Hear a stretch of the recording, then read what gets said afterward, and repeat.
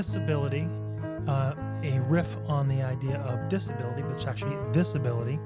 I'm Andre Bissett, clinical psychologist, but now VP of Children's Services at the Trudeau Center in Warwick, Rhode Island. And I'm here with, it's double N, Glenn? Yep, you got it. So I said double. And Glenn, what's your last name? Demers. Glenn Demers, so a fellow French Canadian. You got it. Excellent. This is great. This is going to be, we're going to talk about French meat pies, and we're going to talk about all sorts of stuff. Awesome. No, just kidding.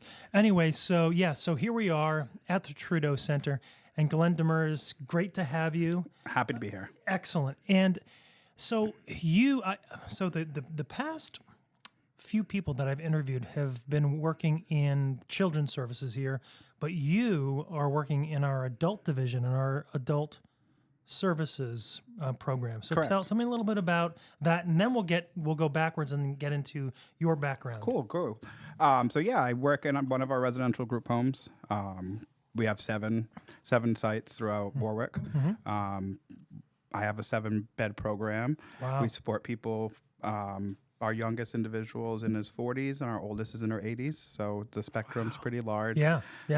We support folks with all different developmental disabilities. Mm-hmm. And yeah, I love it. I've been here for about 2 years. So my 2-year anniversary you're was fairly new. Yeah, Okay, still good. fairly new to the agency. I thought you'd been here forever. No, I started in December 2023. So my 2-year was last week. Well, congratulations. Thank you. Appreciate it. Excellent. I act surprised, and I am surprised because I have to say, so many folks that I meet here, and it's a good thing, have been here for years, like almost like decades. Yeah, it's really awesome. Some It's of my like- staff have been here 35 plus years. That's which says a lot about the outrageously agency. positive. Absolutely, it's great. And again, I have to be clear. Like my vision for this, my idea about this podcast, this interview format, right? Yeah. This thing is not so much about Trudeau itself. I think Trudeau is kind of like the vehicle, but really getting to know people and allowing folks who would stumble across these types of podcasts get to know the field, the needs out there of the folks that we work with through the people. Okay. Right. So again, I remember going over in my mind, like, is this something that, because if it's only about one place, it has limited appeal. And Yeah. what I think, what I'm trying to do, and I think a lot of us are, whether we realize it or not, is trying to be advocates for our field. Of course. And for to help folks at large, the population, get to know who we serve. People in general don't quite understand the folks that we work with, or like the extent of the needs. Yeah. Right? They think, they see something like a mailing or something cute on YouTube or on or whatever, and they don't quite, it hasn't touched their lives. But so my idea is help folks connect with that through getting to know folks like Cool. you. Okay, so you've been here for 2 years. Tell me a little bit about you, where you're from. I have no idea how old you are or how young you are. Sure. So just fill me in here. Cool. So yeah, I'm 34 years old. I grew up in Lincoln, Rhode Island for most of my life. Moved around a little bit in my younger childhood. Okay. Got into the field. I have a family member that has a disability. I always wish there were services for them. That was better back in the day. Back in the day. That's what got me into the field. I started doing this right out of high school. I did HPTS work for about 5 years. Oh, okay. HPTS and PASS, and then I started doing the And for those people who don't know, HPTS and PASS are home-based therapeutical services. And it's been a while. PASS is... It's finding therapeutic assistance and services through people you know. It's not just going to you go through an agency, but someone might have their cousin help out, or their uncle, or a friend of the family who gets certified to help Yes. deliver services. Yep. Yeah, so I did that for a couple of years, and then in 2015, I started in group homes. I worked at an agency in Pawtucket, started at overnights. Did that for a while. Then started doing case management with them. Moved to Florida for a couple of years. So, but if you're only there for a couple of years, then I think you don't become a Florida man. Yeah, no, which is good. I didn't get to the Florida man style. Good. I like it. Yeah, no, I came back, and I've been at Trudeau ever since as a site supervisor. Fantastic. So So you are you at one particular residence? Or Yeah, do you so travel around? I typically am at one residence. And which one is I'm that? at Centerville House. Oh, okay. Yep. So it's just down the street. Yeah, just down the street. Excellent. That's a nice one. It is. I go by that. Actually, I got a ticket warning one Oh, time with that those, lights those, right there. those cameras. So that's cool. So you're originally from Lincoln, Rhode Island. Yep. And tell me a little bit about, why this field, and I know it's not always like a simple thing, but people kind of come to it through, circuitous means. But tell me a little bit about why this field for you. Yeah, so my family member, a lot of my career was in the substance abuse side of the mental health. So I did that for a while, and I really got into that because of my family member. Was in recovery or is in recovery, and had some mental health issues or problems themselves. So I just wanted to help. I was I was exposed to it a lot when I was growing up. So it was kind of second nature to me. So through the substance use channel, and then just helping in general. I mean, Yeah. it's like you are. Well, let's go back a little bit. So, so growing up, going to school, were there kinds of things that struck you as experiences, memories, where you're like, this is the kind of thing that maybe I'd be interested in, or Yeah, I'm so good at this. I always knew I wanted to help people. Not Yeah. necessarily in high school. I knew what I was going to do. Who really does at that Yep. point? Yep. But it was always like my senior project. It was I did it on medication assisted recovery. So I always knew. I guess just had a feeling that this would be what I did. Very cool. I think the exposure to it it made it easier. It made it Yeah. more second nature. Did you get some original experience in the Lincoln, Pawtucket area, or were you all over the state? So most of my career was in Central Falls. Central Falls, okay. The group home I worked at was in Central Falls. And so tell me a little bit about, to whatever extent is comfortable Yeah. for you, a little bit about your family, upbringing, culture. We Sure. talked a little bit about you being French Canadian. So the Demers side of me is from North Adams, Mass. I really haven't seen them since I was a kid. When my grandma was alive, we used to go there a lot. Okay. I was raised by my mom and my dad up until I was a teenager. They split. I grew up with my mom after that. Okay. Traveled a little bit. Did most of my schooling in Lincoln. We had a short stint. I lived in Exeter for a little bit, and then we moved back, and I finished out high school in Lincoln. Cool. Did some college at the community college in Lincoln, Okay. CCRI. Because there are different outposts, right? There's one over here in Warwick. Yep. I think there's one in Providence, and Okay. Newport. Okay, great. So most of it was in the one in Lincoln, just because it was closer Cool. to home. Cool. Figured college honestly wasn't for me at that time. Sure. And then, I just been in the group homes. I started out doing case management and then got my first management job in Florida. In this field. Yep, in the DD field. So my first time working in the DD population was Florida. Okay. Prior to that, it was mental health, substance abuse. Okay. I'm assuming you were in Florida with your mom. No, I was by myself. I moved. You were by yourself? Yeah, Okay. I moved in 2021. Right after COVID, I wanted to try something different. I had made some good money prior to that, and Sure. I wasn't happy with my living situation, so I wanted to try something different. Sure. Tried it out. Wasn't for me. My mom ended up getting sick while I was out there, so I wanted to come back over here and take care of her. Luckily, she's with my sister. My sister is her primary caretaker, but just to be around a little more and help out. So Good. And what area of I live in Florida? Orlando. Oh, Yeah, right, so smack right in the middle. Yeah, right in the middle. Very expensive. Pay was bad, but and that's I don't like the hot weather. I don't know what I was thinking. My parents kept saying to me like, "You don't like the hot, Glenn. Like, what are you doing?" And Well, sometimes I could. It you didn't just got matter. to experience Exactly. it yourself. And I'm happy I did. Good. Was it great? No, but it was an experience, and I think everyone should try something out of their comfort zone. Absolutely. For sure. And Orlando, it's so spread out. Yeah, You it was know, huge. if you think about the Orlando area, there's actually, and I was down there a few years ago, where you get north of there, and there's actually some hill. It gets a little hillier than people imagine yeah. Florida to be. Right. Which is interesting. So you were down there for 2 years. You come back, And where do you resettle? You came back to Yep, be I with your came back mom. and I live in Lincoln again Yep. now, and then I started here right when I moved back. Oh, okay. So I did my 2023. 2023. Great. Yep. So you come back, you start here in 2023, and do you go right to Centerville, or you are? Yeah, so my first day we had a team meeting. So my first 5 minutes was in a team meeting, so I got to meet all the supervisors and my staff, and the residents. So it was fun. Yeah, definitely, it was good. I can't believe it's been 2 years. Time goes by really fast. 2 years.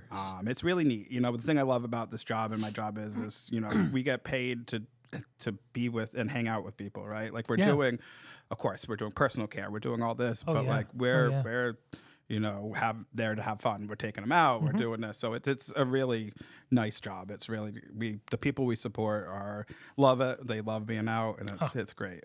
And I get a chance to meet a bunch of them pretty much every day. They come here. Some of them come here for lunch and do their thing. And interesting, and I mentioned this in that meeting, is my background is as a DSP decades ago. And one thing I can guarantee, and you're not like you're young still, but not like some of these like 24-year-olds, is that 30 years ago, as much progress as we made in the field, it's still, we've come leaps and bounds from where we were back in 1990 was just light years ahead of where the field had been for when you call it the dark ages for decades as well. But this is very cool what you all do. Thank you. I mean, incredible. Just the opportunities they have, and some of the events. When I see I'm at the events where I see some of the I want to say media covers, the pictures of the event. Oh, it's just incredible. Yeah, we like to have a good time. We like to get our guys out, our folks out as much as we can. They like to have a good time. Movie night's always a great one. That is a good one. We just had the East Greenwich Firemen's Hall a couple times a year. They throw a party for the residents. Oh, and, yes. We just had the Christmas party, so that's always nice. I think I saw. We always have a great time. The folks love going, and we appreciate that they do that for us. I think it's amazing. So, so getting back to you, right? Yes. So, growing up in Lincoln, what were some things that you liked to do, that you were into, what made Glenn? Let's see. Gosh, I loved hanging out with friends. Just kind of, God, what did we used to do? I used to go to movies a ton. What made me? Gosh, I've always been pretty independent. So moving out young, I moved out at 18. Oh, wow. Okay. Just moved into my own apartment. So I've kind of always been on my own. So I feel like that kind of structured me onto who I am. Wow, 18's young. Yeah, right out of high school. And it's not like you had to, or did you feel you had to? My mom ended up moving in with my aunt. My mom had some medical issues at that time too, so she moved in with my aunt, and I was working. So she had a friend that had an apartment that was cheap, so I was able to afford it. And Cheap is good. It was good. Good. So I grew up real quick at that point. And what else were you into when you were? Yeah, so I wasn't younger? really into sports. I joke around with my parents. I tried a lot of things. I tried sports. I tried music. I never really got into any of them. Gosh, I love animals. Animals has always been one of my passions. I got 2 cats at home, Gouda and Halloumi. Oh, I'm named after cheese. Yeah. We're gonna get to cheese in a moment. Okay, perfect. They're little girls, they're little kittens. They're about 8 months old. Oh, cool. Yeah, we grew up with dogs. We had a lot of dogs when I was a kid. My parents bred dogs when I was younger. Oh, really? Oh, cool. They bred Rottweilers when we lived in California for a little bit. So now, where did you live in California? Sacramento? Oh, that's just in from San Francisco. I mean, inland. Okay, yeah. I don't. I was very young, so I was born born up here. We moved there I was probably a year and a half to like maybe 4. Like it was very short. So you probably have not much of a memory of that. No, I don't have. I remember a babysitter I had, and I watched Lamb Chop at her house. I just remember that. It's like a one memory I have of California. Moved back here right after that, and. I don't. I wish I remembered it more, but I don't. Well, it's interesting. I used to live out there, and Sacramento is very different than San Francisco. Is it okay? I mean, it's inland. It's a little bit more It's a little more than a little bit, very conservative, very Central Valley. Lots of housing developments and suburbs. When I say suburb of Sacramento, but all these housing developments, and so it was very different than the city. Okay. You'd find it like if you were to go back, you'd find it interesting. Yeah, but my a cool place. Very sister cool place. remembers it more because she was older when we were Okay. there. But I don't remember it much. Okay. My dad was an iron worker. I'll tell you a little bit about my family Sure, yeah, history. My dad was an iron worker most of my life. He got into a pretty bad car accident when I was like 14. He was disabled after that. Oh, gee. My mom did a lot of things. Okay. She sold furniture for a while. She worked at a flower shop. Wow. She did a lot. And I got one sister. She's a special ed teacher in Warwick. Oh, cool. Yeah. So we're both kind of do similar things, but a little different, but similar. Is so I your think it's in dad our still blood. around? Yeah, my dad's still around. Okay. Yep, he lives in Pawtucket. Oh, okay. So not far. So mom is in Lincoln. Mom's in Warwick. Warwick Yep. now. Okay. She lives with my sister in Warwick. Okay. Yep. All right. Do you ever visit your dad? Oh, yeah. I just saw my dad Saturday. So we Cool. go shopping. I take him out. Nice. Yeah. He's doing okay? Yeah, he's doing well. He's Good. doing well. The accident was a long time ago. But yeah, he's doing good. Good. I'm glad to hear. Thanks. And mom is doing okay? Yeah, she's got some health problems going on, but she's doing well. She's happy. So Good. Yeah. Good. Very, very fortunate. People, life is fragile.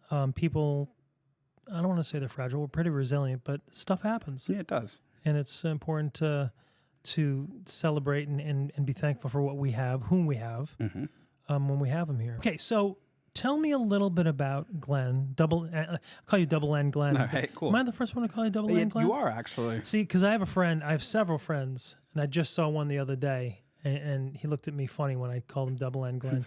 The other one, he's got a great sense of humor, so he's like, Yeah. So tell me a little bit about the tattoos.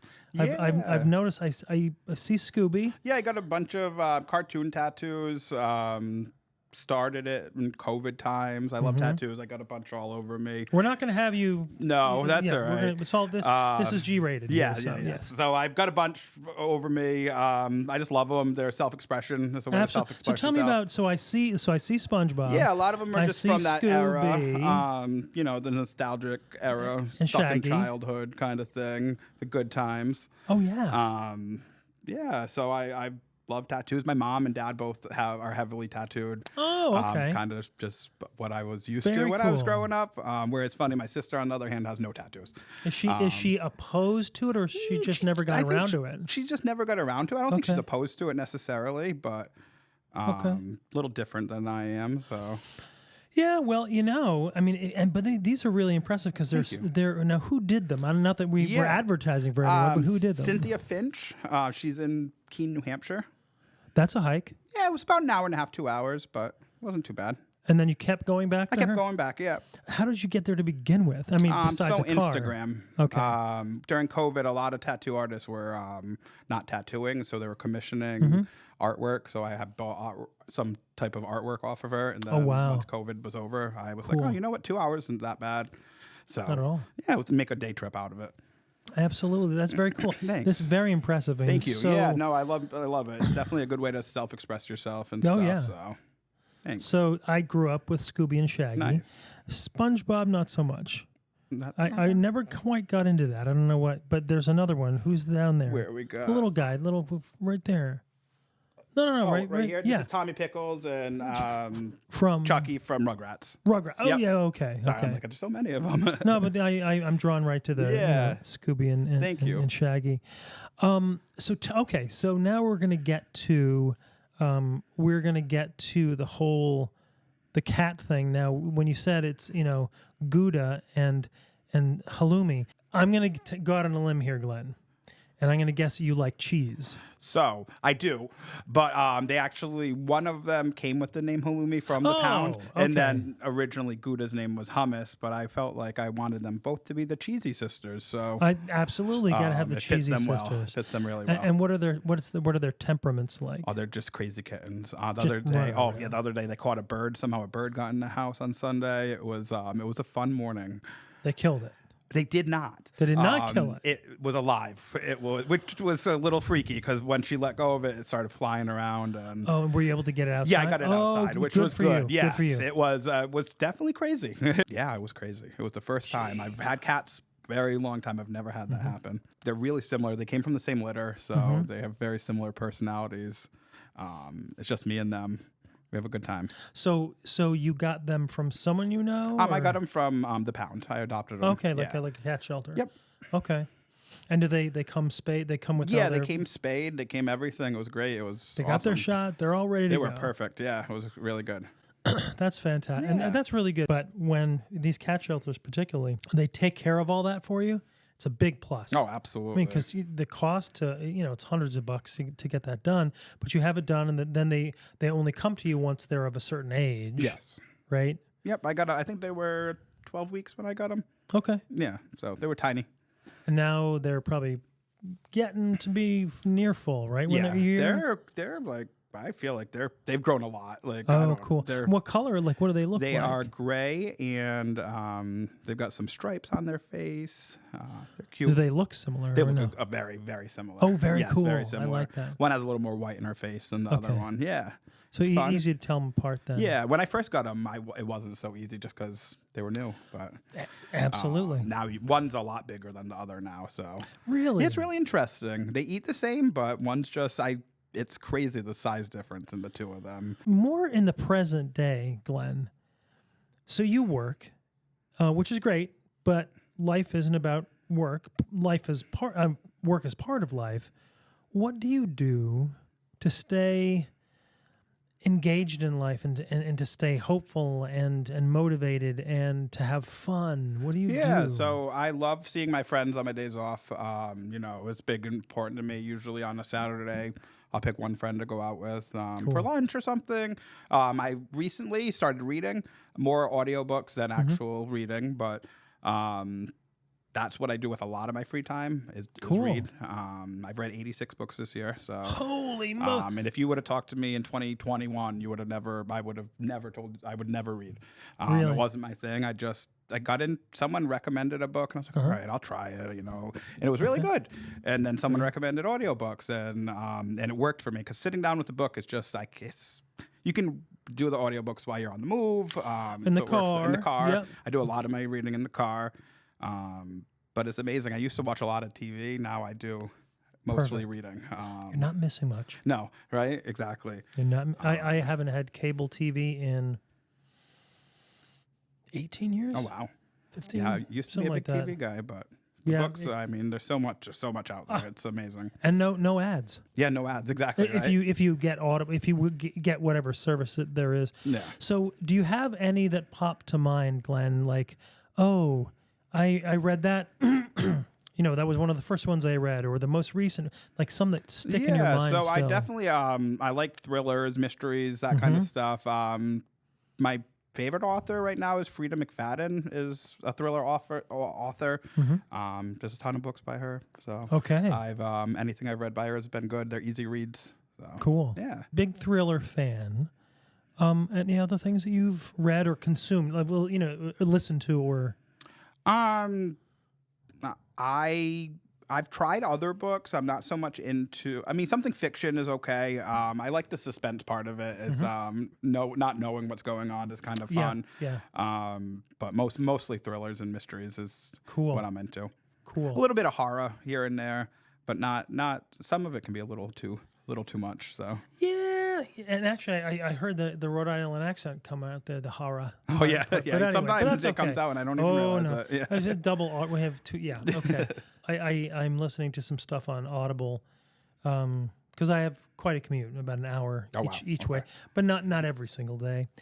But it's enough time to get into a bunch of different things, and there's some good stuff. Oh yeah. I mean, stuff is classic books. On anyone's classic reading list, like the classics in terms of Dickens and whatnot, and and Fitzgerald, all that. But then some modern stuff, which is pretty amazing and theme driven. Like I'm reading a book about specifically about it's called Doing Good? I forget what it's called. No, Forces for Good, and it's about nonprofits. Oh really? Yeah, it's very cool. I mean, Nice. it's about like they don't really mention our type of nonprofit agency, although they look at 12 different ones. But so everything from immersive stories and fiction to this kind of stuff, and you just look on Audible and it says tens of thousands. Yeah, it's really of cool. things. I do Audible too. Yeah. Libby's another one, Yep. and it's Yep. great. That's one. It's If you amazing. go to a library, you get the card, and then you Yes. can. I've got to do that. And Yeah, that's it. definitely. It's So good. you need to go to the library, get a card, but you have to have the app, and then you do it, and Yep. then okay. Yeah, it's awesome. I mean, it's free. It's to support local libraries, which is awesome, which is great. You know, libraries need to stay open. They're a great Yes, they support for do. the community. So Yeah, because they're more than just libraries. absolutely, the Warwick Library here on Sandy Lane is great. Good. It's a fabulous place. So definitely Sandy, check it yeah, out. I'm getting to know Warwick a Okay. little bit. Right now, I'm sequestered to Apponaug a little Okay. bit, but it's all good. And so, tell me a little bit about. Do you have? Because I love asking about this because food to me is very important, and is probably more important to people than they. If some people, it's obvious they love it, and what it means, and its place in terms of the family and cultural narrative, right? But tell me about your history with food. I mean, for your French Canadian, or any kind of specific foods Yeah, you really we, like, or My mom was the cook when I was growing up. Okay. Anything my mom cooked was good, as always, and still is Excellent. to this day. and you better tell her so. Yeah, Absolutely. I was going to say, if she's listening, Yeah, she's still the best absolutely. cook there is. Mhm. We weren't, I agree, certain families or certain things have a lot, the food is big into the culture and stuff. That's yeah. not so much how we were. You know, whatever mom made was always good. Her mac and cheese and chili, I'd say, are the top Together? two. No, separate, but those Okay, are two so I it's think not like you of. put chili on mac Yeah, and cheese, I mean, some although could, yeah, that but- sounds good. Yeah, that's one of the things I think of. My Graham's chicken soup I used to love when I was growing up. So, but no, it's not a big part of who we were as a family so Okay. much per se. Okay, so but you like it, Yeah, And of course. And I mean, whatever she, yes, whatever she made. anything. I'm not picky. I'm not a picky guy, and I like to cook too. I'm not I was a going to ask you great about that. cook. I mean, I learned a lot of my cooking working in the group homes. So good enough. Good enough. My folks love the way I cook. I'm not Gordon Ramsay, but Well, I make people nor would you happy. want to be, I No. think. So you bring up a really good point. So would you say that your cooking ability has been shaped by or honed by the fact that you have to do it at the group home? Definitely. I think it's been shaped on a lot of the people I've worked with. I've learned cooking from a lot of the people I've worked with in the past. Yeah. And yeah, I guess you're right. You have to do it, but I like to see the clients happy, right? The folks happy. Absolutely. And one way to make people happy is feed them good food. Oh yeah, and especially if they ask for it. I don't know how these because where I used to work years and years ago, we had a number of group homes down near New York City, and every once in a while you got to know the people who are like, I want and they keep hammering on it. And of course, you don't make it all the time, but once a month or once every 2 weeks, and so yeah, Saul wants that, or Marcus wants that. Yeah, we base our menu off what they want. Yeah. It's their house. Yeah. We're just helping them cook and prepare the food. So we base it Awesome. off their wants and needs. Awesome. It's great. Most of them can tell us what they want, and we try to make it work for them. And of course, if there's some dietary restrictions. Oh and yeah, stuff, yeah. Yeah, you can't be making stuff, poached in pork fat all the Right. time, but because that's just not going to fly. What are some of the highlights in terms of things that our participants really like, our residents really like? What do they keep food. coming back to? Oh, in terms of food, Glenn, I want the blah blah blah. Jeez, Whatever it is. I make a good lasagna. One of the Ooh. guys loves a lasagna when I make it. And that's not mac easy. and That takes a cheese. while to put together. It does, but it's worth it for them. What else do they love? They love a chicken pot pie. Oh yeah, classic. Yeah, not picky. I'm blessed. They're not picky at all. And you probably notice some, I would guess, maybe some generational things. If you have a 40-year-old and then an 80-year-old, possibly there might be some some differences, but maybe not. Maybe they've Yeah, just we gotten just used don't to use a certain lot things. of. They don't like spicy foods. I was going to guess that. I was Yeah, gonna we don't guess use that. anything too spicy, just because they don't tend to like it. You know, Interesting. we have one guy that does like hot stuff, so he gets his hot sauce or whatever on the Perfect. side. Perfect. Yeah, we try to make everyone happy. You've been out living on your own for the last 16 years, which is pretty amazing. Well, back, whatever, for all intents and purposes, Yeah. you've been out on your own. What has been one of the more challenging things for you in terms of just life in general? What life has thrown you and since you've moved out? You know, finances, finding the right place to live. I had a lot of car problems for a little bit. Finally got a nice, stable car, which is Beautiful. great. You don't realize how much stress that's causing you until Oh, yeah. you don't have that stress anymore. Absolutely. Absolutely. Absolutely. I was working too hard to have to worry about my car breaking down every day. Yeah. So I got that under control. Good. Yeah, I just think like the normal stressors in life, right? You know, finances and, place to live, that kind of stuff. How about getting older? Does that ever cross a 30-something-year-old's mind? Like, gee, I'm not 20 anymore. Yeah, definitely. I think it's natural to worry or wonder about like where things could have went. Like if I would have went to college, if I would have done something different. I'm happy and content with where I am in my career and in my life. So I don't think college is for everybody.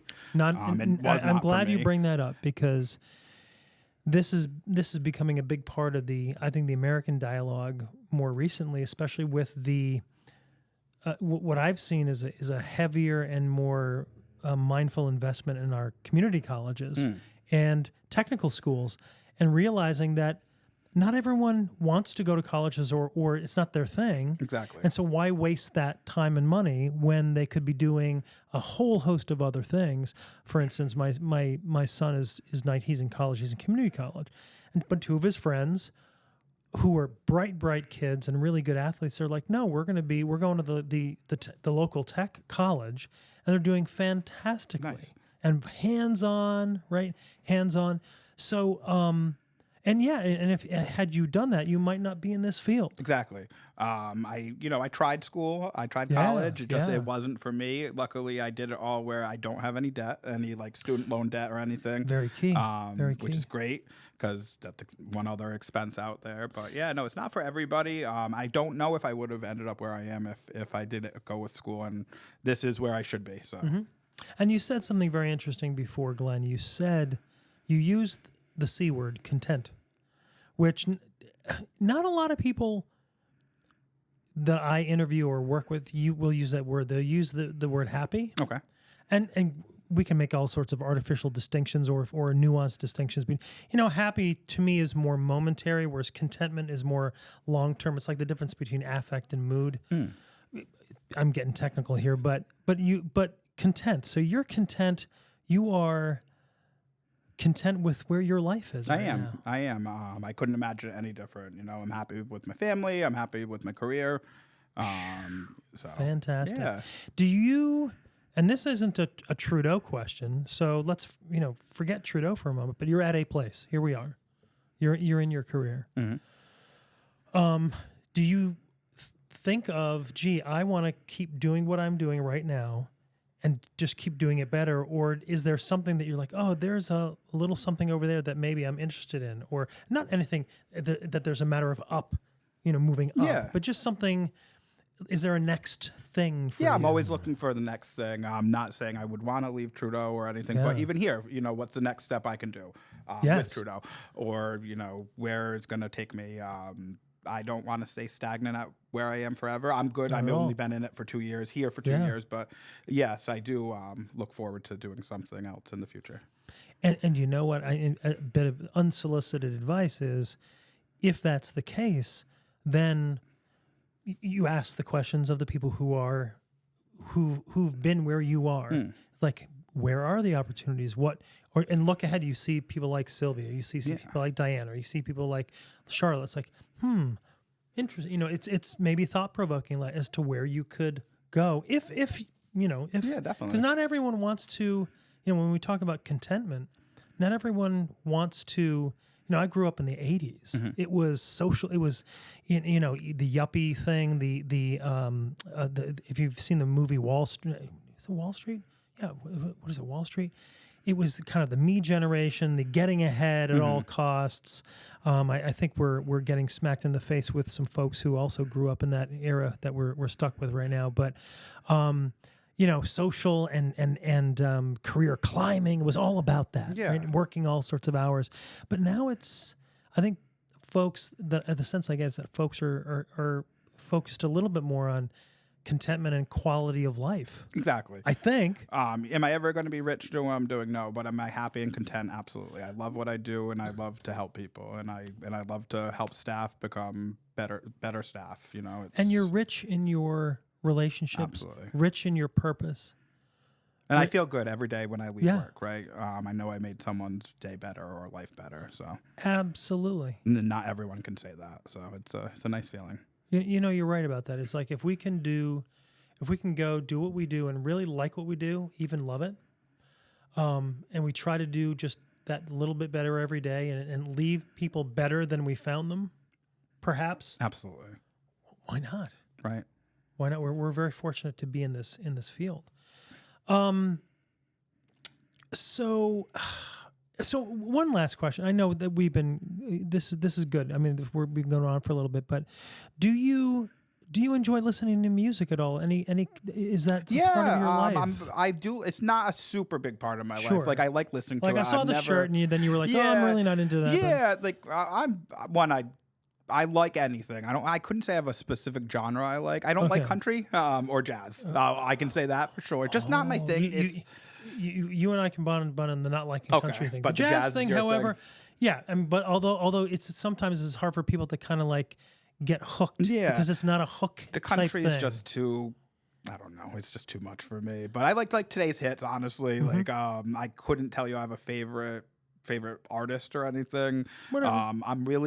I liked music more, but I've spent most of my time listening to the books.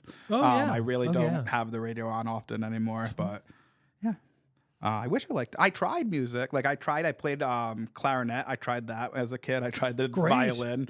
Like I was saying, I tried a lot of things. I just never got into them. I tried a bunch of sports, never got into it, which is fine. Absolutely. I tried it. My parents were all about it. But you tried it. Exactly. And that's one thing I have to say.